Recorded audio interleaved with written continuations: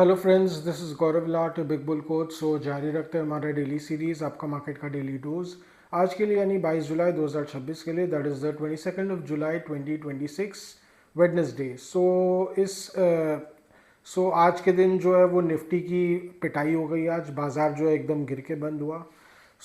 Nifty जो है वो 191 पॉइंट्स गिरकर 23,996 पर बंद हुआ। That is Nifty close down 191 points, closing at 23,996। और वही बैंक निफ्टी की बात करें तो वो 709 पॉइंट्स गिरकर 57,127 पर बंद हुआ। That is it was down 709 points, closing at 57,127। देखिए, बाजार तो खुला नरमी के साथ ही था। कहीं ना कहीं प्री ओपनिंग रेट्स जो है वो इंडिकेट कर रहे थे। गिफ्ट निफ्टी भी वीक था, so gift Nifty was indicating around 50 points lower opening. Pre opening भी वैसे ही इंडिकेट कर रहा था लगभग। पर देखिए, प्रॉब्लम ये था कि प्री ओपनिंग के भी अगर आप इनिशियल रुझान देखें तो उसमें निफ्टी 120 पॉइंट्स करीब गिरता हुआ दिख रहा था। हालांकि एक बार रिकवर करके तो किसी तरह उसने दिखाया कि निफ्टी ज़्यादा नीचे नहीं खुलेगा, पर कहीं ना कहीं प्रॉब्लम्स तो थे। वो तो प्री ओपनिंग ने भी एकदम साफ दर्शा दिया था। प्रॉब्लम्स क्या थे देखिए, कल अमेरिका के टाइम में रात को ट्रम्प बाबू ने फिर से एक पोस्ट कर दिया, यानी आज एशियन मार्केट्स के सुबह सुबह, कि वो अब फार्मा पे फिर से टैरिफ लगा रहे हैं।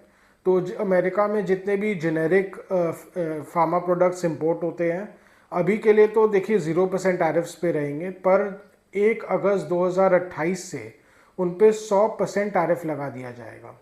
और उसके अलावा 1 अगस्त 2029 से जितने भी जेनेरिक फार्मा प्रोडक्ट्स है, उसके अलावा ब्रांडेड एंड पेटेंटेड जितने भी प्रोडक्ट्स हैं, उन पे भी उन्होंने वो बोला है कि 200% टैरिफ्स लगा देंगे।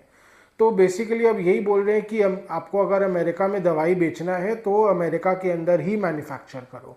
अब इसमें ये क्लैरिटी नहीं है कि वो एपीआईज पे भी लागू होगा कि नहीं, यानी जो एक्टिव फार्मा इंग्रेडिएंट होता है, जो एक मेन रॉ मटेरियल होता है जो फार्मा प्रोडक्ट्स का, दवाइयों का, वो भी आपको अमेरिका में मैन्युफैक्चर करना होगा कि नहीं, वो उस चीज़ को लेके उतनी क्लैरिटी नहीं है। पर अगर वो भी हो जाएगा तब तो देखिए बहुत मुश्किल हो जाएगा। बट कहीं ना कहीं देखिए, फार्मा कंपनीज ने तो साफ बोल दिया है कि ये बहुत ही प्रॉब्लमेटिक रहेगा, क्योंकि अमेरिका में मैन्युफैक्चर करना बहुत बहुत कॉस्टली है। खाली रॉ मटेरियल सोर्सिंग नहीं, उसके अलावा लेबर कॉस्ट बहुत महंगा है, पावर, ज़मीन, इंश्योरेंस, उसके अलावा इन्वायरमेंटल कॉस्ट, ये सब अगर सब मिला ले तो बहुत ज़्यादा कॉस्टली है अमेरिका में मैन्युफैक्चर करना। तो बल्क ड्रग्स के ऑफकोर्स प्राइसेस तो बढ़ ही जाएंगे। तो यही सब चीज़ें हैं जिसके कारण देखिए, अगेन इंडियन फार्मा तो खुलाई वीकनेस के साथ था। सन फार्मा, डॉक्टर रेड्डीज़, इनका काफ़ी बड़ा प्रेजेंस है अमेरिका के जेनेरिक मार्केट में, जेनेरिक फार्मा मार्केट में। देखिए, जस्ट मैं क्लैरिटी के लिए, कई लोगों को अगर नहीं समझ में आ रहा होगा तो जेनेरिक ड्रग्स क्या होते हैं। देखिए, बेसिकली जेनेरिक ड्रग्स ये होते हैं जिन कॉमन ड्रग्स जो आमतौर पे बहुत चलते हैं, या उनमें कैंसर ड्रग्स भी हैं। देखिए, उन जो ऐसे पुराने ड्रग्स जिनके पेटेंट्स एक्सपायर कर जाते हैं। देखिए, नॉर्मली कोई अगर आप नया ड्रग डिस्कवरी करते हैं तो उसमें आपको पेटेंट मिलता है, वो 20 साल या मैक्सिमम 30 साल का ही होता है। आमतौर पे फार्मा इंडस्ट्री में जो पेटेंट्स एक बार एक्सपायर कर जाते हैं तो वो जनरली रिन्यू नहीं होते हैं। तो क्या होता है, फिर जब पेटेंट्स एक्सपायर कर जाते हैं तो बाकी राइवल कंपनीज क्या करते हैं, उसी सिमिलर मॉलिक्यूल का एक जेनेरिक वर्जन, यानी एक कॉपी कैट वर्जन बना लेते हैं। वो सिमिलर होता है पर एग्जैक्टली सेम नहीं होता है मॉलिक्यूल का, कुछ ना कुछ चेंजेस होते हैं, पर वो दवाई काम करती है। इनको बोलते हैं जेनेरिक फार्मा प्रोडक्ट्स। तो उनका कॉपी कैट वर्जन निकाल के मार्केट में बेच देते हैं, और वो सस्ता बेचते हैं ऑफकोर्स कंपेटिटर्स से। यही प्रॉब्लम है कि अब ट्रम्प बाबू चाहते हैं कि सारा कुछ अमेरिका में ही बने। कहीं ना कहीं देखिए, उनको भी डर लगता है कि अमेरिका की काफ़ी बड़ी डिपेंडेंसी है फॉरेन नेशंस पे, चाइना पे है, इंडिया पे है, और भी कई देशों पे है, यूरोपियन नेशंस पे है ऑन फार्मा प्रोडक्ट्स। तो कल को कुछ वॉर रिलेटेड प्रॉब्लम्स होते हैं तो सब सारे के सारे रोक दिए जा सकते हैं। तो कुछ हद तक कंसर्न सही है, बट देखिए, अगर अमेरिका बोलता है कि हम ट्रेड ही नहीं करेंगे, सारा कुछ मेरे यहाँ ही मैन्युफैक्चर करो, तो ये भी तो देखिए दुनिया के लिए ठीक नहीं है ना। फिर दुनिया अमेरिका के साथ इकोनॉमिक रिलेशंस क्यों रखे। इसके कारण देखिए मार्केट में एक नेगेटिव सेंटिमेंट था ही। उसके अलावा देखिए, एक और चीज़ ये था कि बंधन बैंक के रिजल्ट्स कल आए थे। तो देखिए, प्रॉफिट्स तो ठीक ही आए थे, 504 करोड़ का प्रॉफिट आया है। तो क्वार्टर ऑन क्वार्टर प्रॉफिट थोड़ा सा गिरा है, बट ईयर ऑन ईयर देखें तो 35% बढ़ा है।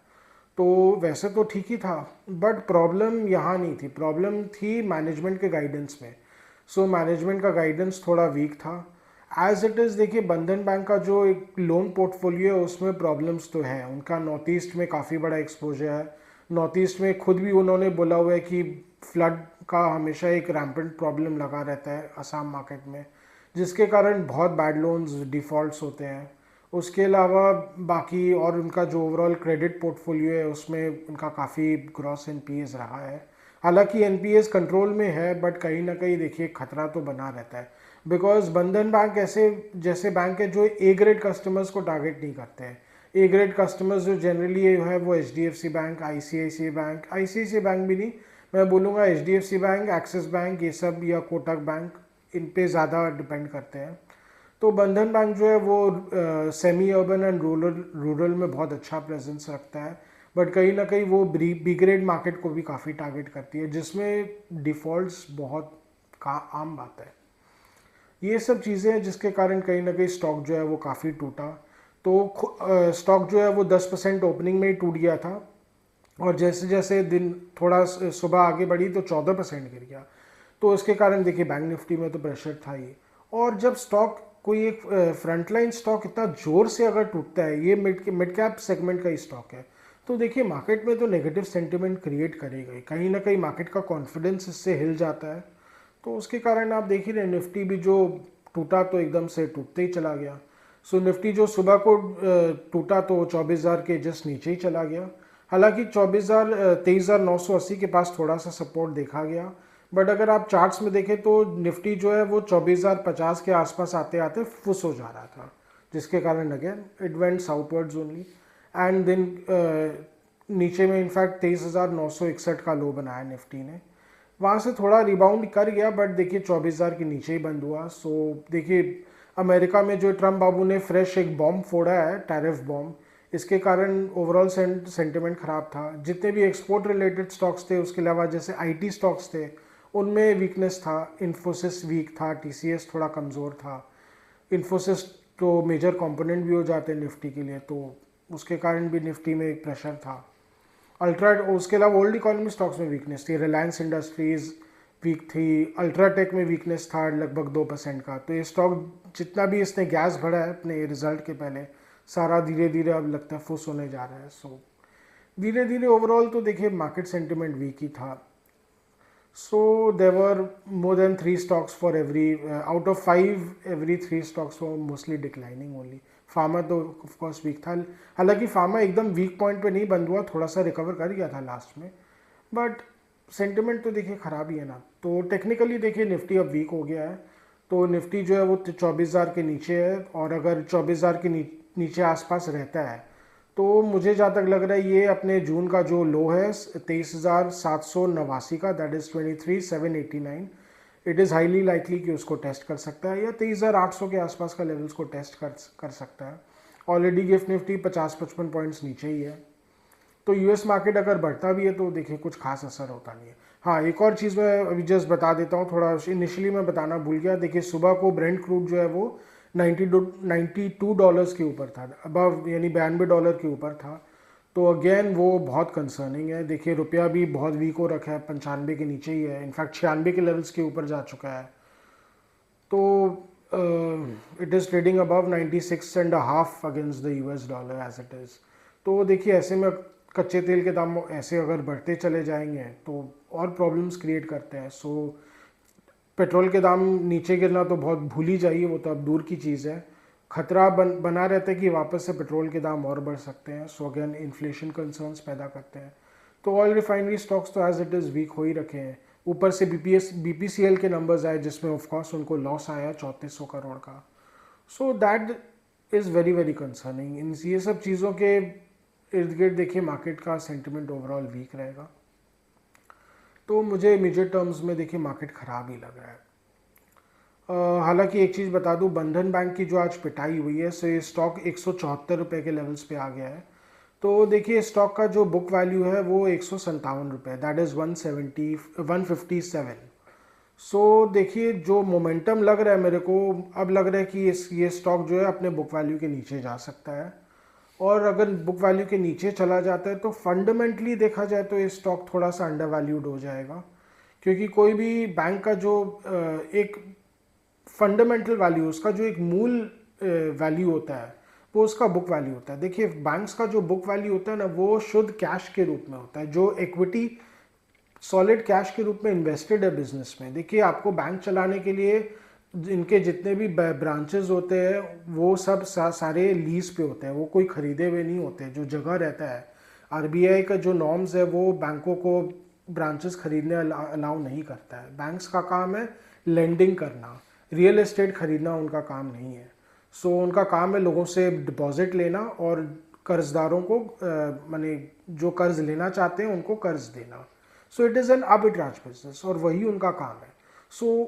अगर बैंक्स आपसे 10 रुपये डिपॉजिट लेती है तो उसके बदले वो अगर 10 रुपये किसी को लेंड करती है तो उसके अगेंस्ट बैंकों को कैपिटल रखना पड़ता है। वो इसलिए कि अगर सपोज 10 रुपये जो उन्होंने लेंड किया उसमें से अगर कोई डिफ़ॉल्ट कर गया तो क्या, तो बात ये कि जो भी बैंक्स होते हैं उनको एक कैपिटल, इक्विटी कैपिटल के रूप में उनको मेंटेन करना पड़ता है। एटलीस्ट हर 10 रुपये जो उधार देते हैं उसके प्रति 1 रुपया तो उनको कैपिटल रखना पड़ता है। That capital is in the form of book value, जो इक्विटी कैपिटल है। वो एकदम कैश के रूप में ही होता है। तो अगर बैंक का वैल्यू इसके नीचे चला जाता है तो कहीं ना कहीं इट इज़ इंडिकेटिंग कि एक बार के लिए हो सकता है फंडामेंटली अंडर वैल्यूड हो गया हो because of weak sentiment. But देखिए बंधन बैंक का जो मैनेजमेंट क्वालिटी है कोई ख़राब नहीं है, एज सच ये स्टॉक अभी उतना ख़राब नहीं है। देखिए प्रॉब्लम्स हैं नो डाउट, हाँ ये लोगों को डर लगा रहता है कि भी बंधन बैंक भी कोई कल को येस बैंक की तरह नहीं बन जाए। तो देखिए वो तो देखिए कुछ 100% कह नहीं सकते हैं, बट एज सच अगर उसके नीचे चला जाता है तो लॉन्ग टर्म इन्वेस्टर के पॉइंट ऑफ व्यू से कहीं ना कहीं थोड़ा सा एक अच्छा वैल्यू क्रिएट करेगा। तो जो थोड़ा बहुत रिस्क ले सकते हैं, हालांकि बहुत बड़ा रिस्क नहीं है, तो लॉन्ग टर्म इन्वेस्टर्स है जो जिनका holding period 5 years to 10 years के बीच का है, अच्छा लॉन्ग टर्म विजन के साथ जो स्टॉक्स खरीदना चाहते हैं, उनके लिए बंधन बैंक जो है वो बहुत अच्छा वैल्यू रखेगा इन लेवल्स पे। If it goes below 157 below the book value, watch out for it, it might be a good investment opportunity for you. यही कहना था।